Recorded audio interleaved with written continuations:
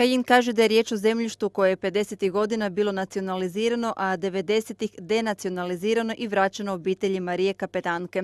Problem je nastao kada je prilikom prebacivanja vlasništva na obitelj zemljište deurbanizirano. Kada su neki, pod navodnicima, nanjušili da je gospodin Perez zainteresiran za tu zemlju, netko je poslao poštara do gospođe Marije Kapetanke i tražio za urbanizaciju 600.000 eura. Kada je to predložila Perezu, jer jasno ljudi nisu htjeli uzeti zemlju jer bi se sve znalo o kome je riječ, on je rekao hvala, mi na takav način ne želimo s nikim poslovati. Zbog čega Kajin zaključuje: Istra je u zadnjih 12 godina doista pretvorena u jednu špilju razbojničku. Istarski demokrati neće podržati reformu lokalne samouprave koju predlaže predsjednik vlade Branko Grčić.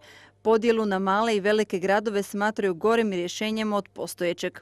Jer će ta reforma, pod navodnicima, a zapravo nije ništa, samo biti još jedan veliki trošak koji će se prebaciti u konačnici na leđa građana Republike Hrvatske.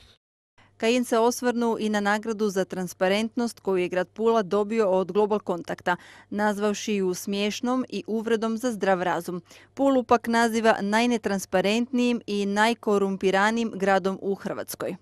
Ja više od pola godine pokušavam doći do podatka sa koliko vi novaca, govorimo o gradu Puli, odnosno njihovim komunalnim i javnim poduzećima, financirate pisane medije. Oni taj odgovor ne žele dostaviti. Koliko su vam ona ostala dužna? Pa nije to vaš novac, pa to je novac građana ovoga grada. Nitko u gradskim i komunalnim službama ne može zaposliti, osim ako nije član IDS-a.